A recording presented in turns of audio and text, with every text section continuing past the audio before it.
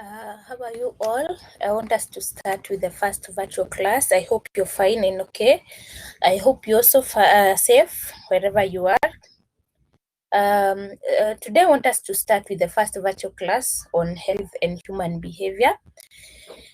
And welcome to this topic, which will look at human behavior change and communication. And this topic, we shall look at the concept of human change or behavior change, then the various theories that underpin behavior change, and the process as well as social influences and the role of communication when it comes to behavior change. So health and human behavior go hand in hand because the health definitely will affect how the health status of a person definitely will affect how a person behaves normally in each and every day, as well as the behavior can also influence the health status of a person. So that's why they have to be both at the same they have to be studied at the same time. So to start with, I want us to go through the concept of behavior change and communication. And we'll start by defining behavior change as well as communication. So what is communication? Communication is a two-way process of transmitting information from the source to the receiver with feedback. So the source gives the message while the receiver responds by giving the feedback. So good communication ensures that the message is well understood to both the receiver as well as the source. So if the source doesn't understand what they are communicating, definitely the receiver will not be able to get the message sent from the source. So, and for communication to exist, there must be a receiver, there must be the source, there must be the receiver, and there must be, of course, the message which needs to be understood. What is behavior? This is anything that a person does. It is a motivated action which is deliberate, goal-oriented,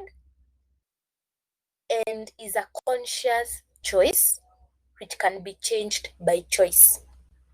So it is a motivated action which is deliberate and is a conscious choice which can be changed by choice. Behavior normally change, but behavior is motivated, self-motivated action, which is deliberate, not forced.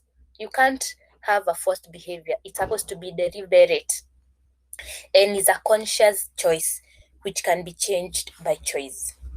Now, what is this behavior change communication? Behavior change communication. So behavior change communication is a process through which we strive to alter or influence people's attitude and sustain the desired change. So behavior change communication, BCC is the process by which another person will try to change or to influence a change in behavior of the next person and also sustain that behavior. This can be achieved through three ways. So for us to encourage good behavior, or for a person to encourage bad behavior or to influence bad behavior to another person, this is through these are the ways under which this can happen. But I want us to focus mainly on how can we improve good health behavior on other people.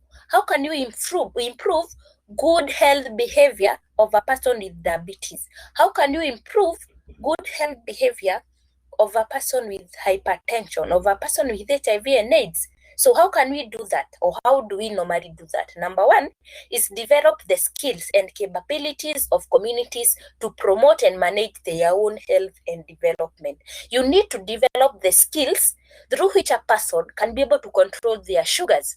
You need to help by improving and developing skills and capability by how a person can be able to control, to have some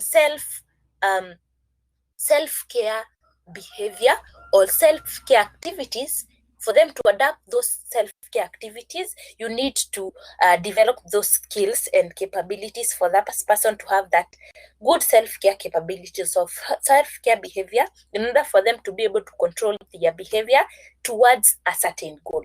If your goal is to reduce sugars for a person with diabetes or to control sugars for a person with diabetes, you need to improve the skills and capabilities. By what? By educating them, by giving them some machines to be able to know when their sugars are high or no, to show them how to test their own sugars themselves, not going to the hospitals, to give them those machines, to show them how to test, to show them how to inject themselves using the issue syringe. By that, you're improving their skills and capabilities to promote and manage their own health and development. How can we influence good health behavior for a person who is normal or who have good health?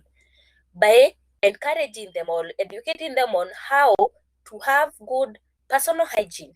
Just the general personal hygiene is skills. You're improving the skills and capabilities of communities to promote and manage their own health and development. Then foster another way that under which we can achieve good health behavior or influence good health behavior is through fostering positive change in people's behavior as well as their knowledge and attitudes. So educate them on what is the benefits of having positive change to health behavior or to good human health behavior. Then work in partnership with family, schools, health services, and community to influence the social norm and policy environment within which they function. For example, if you're dealing with a place that is highly influenced by cultural activities or cultural beliefs, taboos, food taboos, and other not good cultural behaviors like female genital mutilation and the likes. So how can you partnership with in order to influence the best or positive change in behavior among the community? You can use families. For example, you can go family to family. You can go to schools, or you can even incorporate this human health and human behavior into schools curriculum. We can also use health services to educate people on good sexual behaviors, good personal hygiene, and all that good positive behavior. So those are the three ways under which you can use to influence positive behavior or the behavior change and communication. Or we can use communication to influence behavior change by educating people on skills and capabilities, influencing positive change, and lastly, incorporating other partnership. Then we have theories and models of behavior change. So theories tell us why people do what they do, while models tell us how. So theory will tell us why do people do this and this, while models will tell us how do they do whatever they do. How? Then the models are useful because they suggest specific areas for education intervention. For example, why do some certain culture still practice FGM, female genital mutilation? And how do they do it? So theories will tell us why, while models will tell us how do they do it. Why do people only practice fishing as their main economic activity? That is theory. How do they do it? How do they do the fishing? What do they use? This is the model.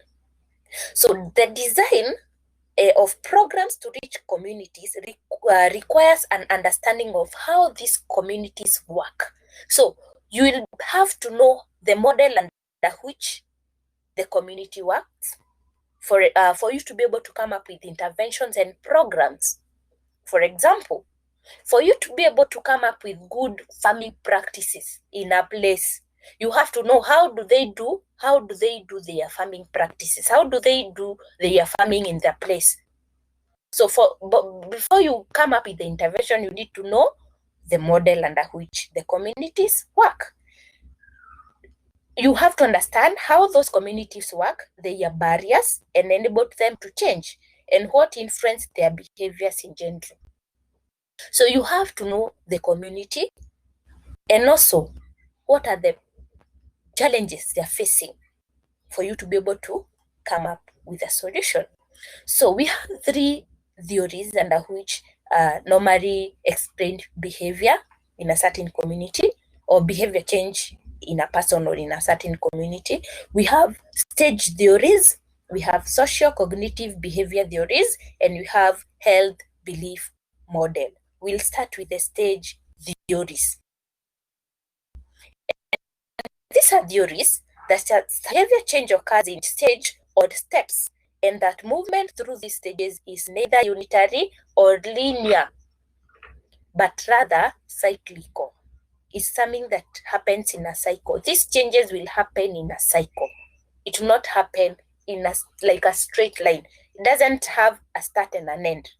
That's why I'm saying it's cyclical, which involves a pattern of adoption, maintenance, relapse, and readoption over time.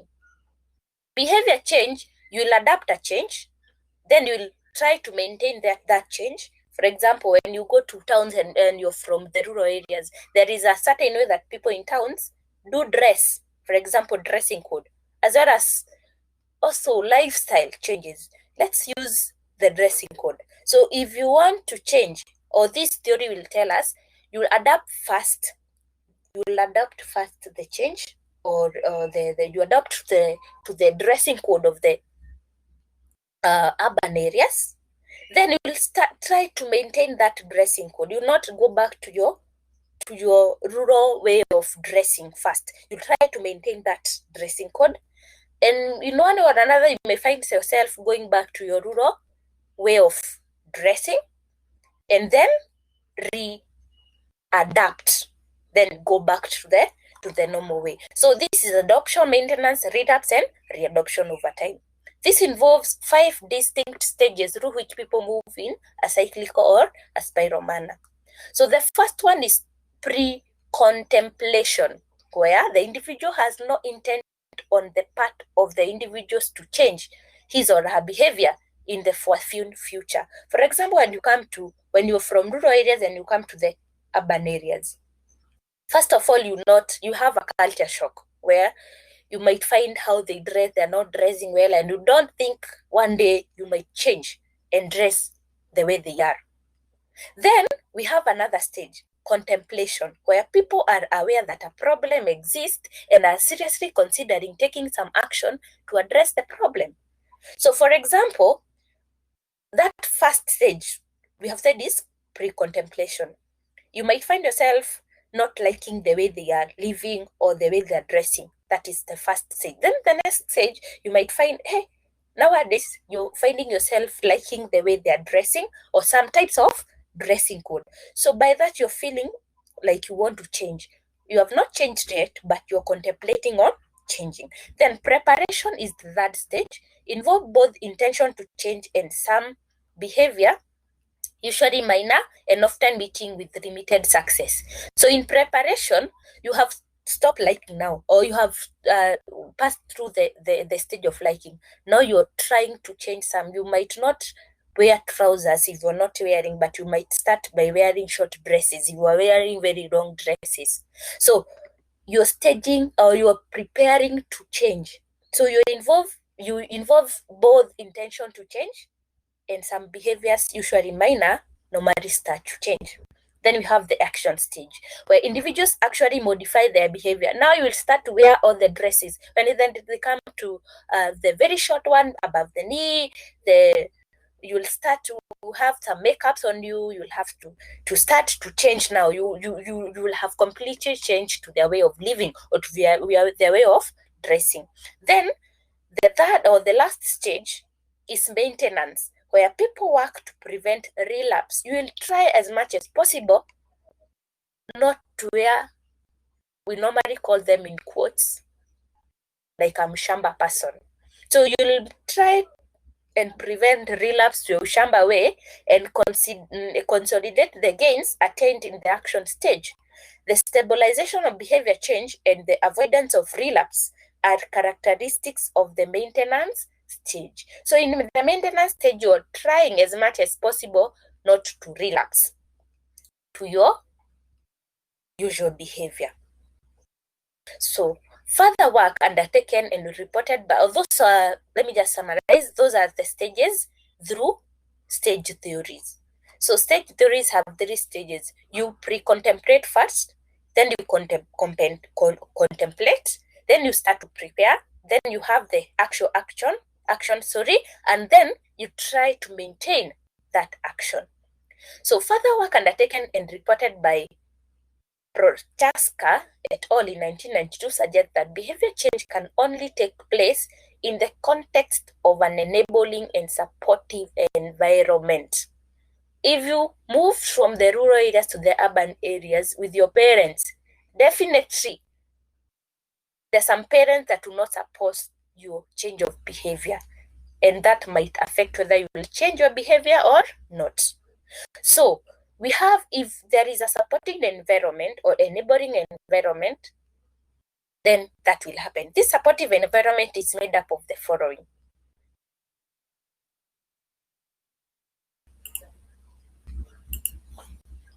Yes, so for this behavior change to occur, there have to be supportive environment, which is made up of the following.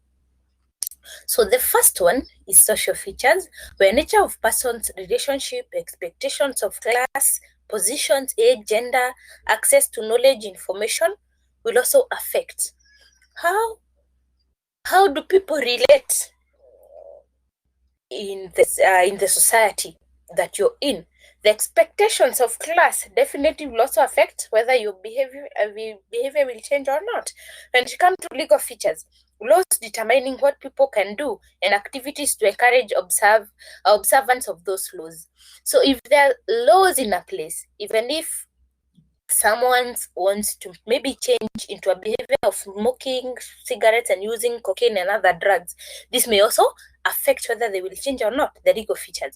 When it comes to cultural features, how is your culture? Will your culture allow you to change your behavior to a certain way? For example, if you are a Maasai or if you're a Muslim, for example, will you change to a different way of dressing? So still culture features will also affect whether you will adopt to change or not. Then for political features, systems of governance in which change will have to take place can, for example, limit access to information and involvement in social action.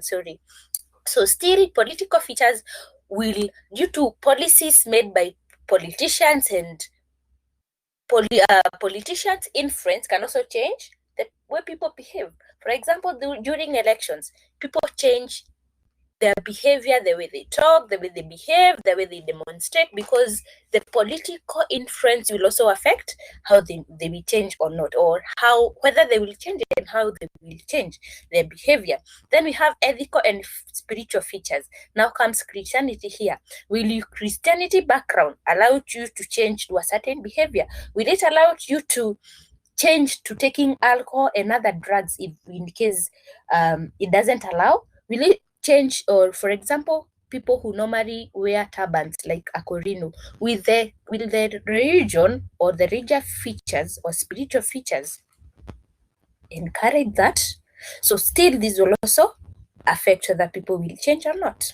Then we have resource features. This affects what is required to make things happen. Covers humans' financial and material resources.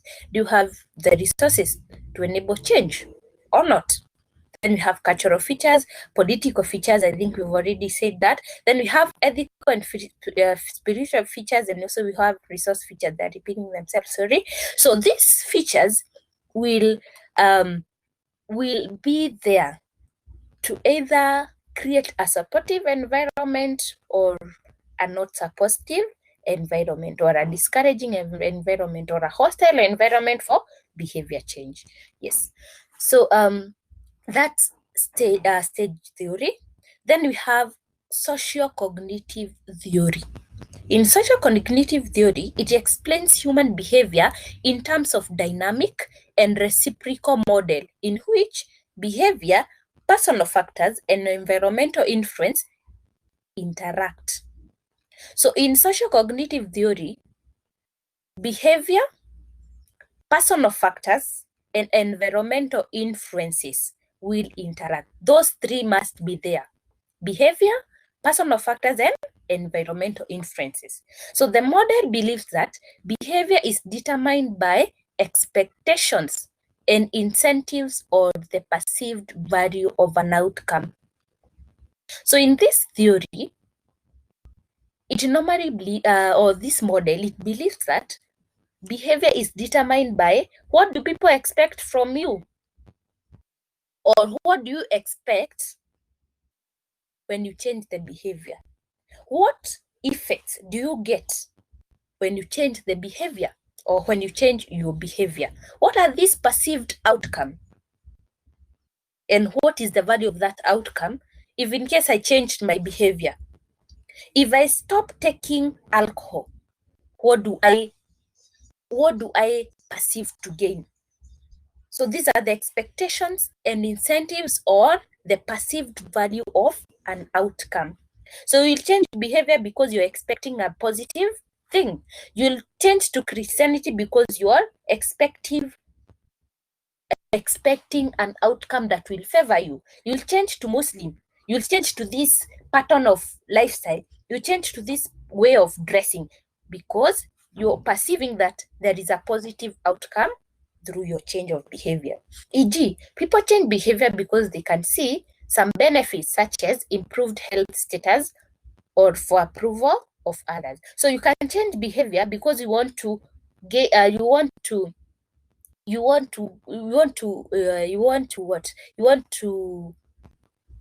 please others and also belong to a certain group. So still that under, you're perceiving that group will, or you're expecting that group will accept you to their group. You'll start taking bang. You'll start taking alcohol if at all you're going along with people taking alcohol or cocaine because you want to belong to that group. You having some expectation of an outcome. So the model believes that this will happen. So self-efficacy refers to one confidence in the ability to take action and persist in that action. So in social cognitive theory, we have a lot of this self-efficacy because when you have confidence in the ability to take action and persist in that action, that's when you can be able to change your behavior. So what is self-efficacy? So self-efficacy expectations have been found repeatedly to be important in determinants of the choice of activities in which people engage, how much energy they will expend on such activities, and the degree of persistence they demonstrate in the face of failure or adversity. Let me go back to this cognitive theory. I hope I'm not confusing you. First, the model believes that the behavior is determined by the expectations from the change or from the expectation of the outcome that will come after you change your behavior. But for that to happen, you have to have some self-efficacy in you, in that you're very confident that you're able to change your behavior. You're able to change your behavior and be persistent on your change or on your now new actions. And this self-efficacy normally determines, for example, if you're diagnosed with diabetes, let me use diabetes. There is a certain way that you're supposed to change. If you're smoking, you're supposed to cease that smoking. If you're drinking alcohol, you're supposed to limit your alcohol intake or even cease alcohol intake. If you're taking sugars, you're supposed to take diet in a certain way. So the change of behavior will be determined by your self-efficacy, your ability or your own self-confidence in the ability to change your lifestyle and also stay in that new lifestyle. That is self-efficacy. So if at all you're looking to gain an outcome, a positive action, an outcome after you've changed your behavior, there must be self-efficacy there. So this self-efficacy will determine the choice of activities in which people engage, will determine the choices of lifestyle. If you're diagnosed with diabetes, the choices of lifestyle you'll be engaged in. Then how much energy will you put in order to make sure that those self-care activities or self-care behaviors, you have adapted them? And the degree of persistence they demonstrate in the face of failure or adversity. If in case that change of behavior doesn't bring positive outcomes, will you persist in that action or not? So self-efficacy will come to play in. If you have self-efficacy in you, even if you have negative impact, you still be persistent because the self-efficacy in you is present. Then the third type of theory is the health belief model. The health belief model advances the belief that individuals' behavior is guided by expectations of consequences of adopting new practices. I'll repeat myself. The health belief model advances the belief that individuals' behavior is guided by expectations of consequences of adopting new practices. It's kind of related with this sociocognitive theory. But for this one, a minute, please.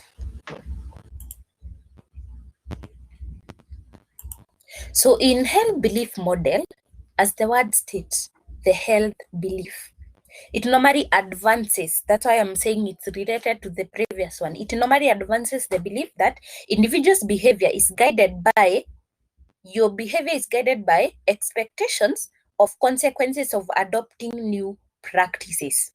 Expectations of consequences of adopting new practices.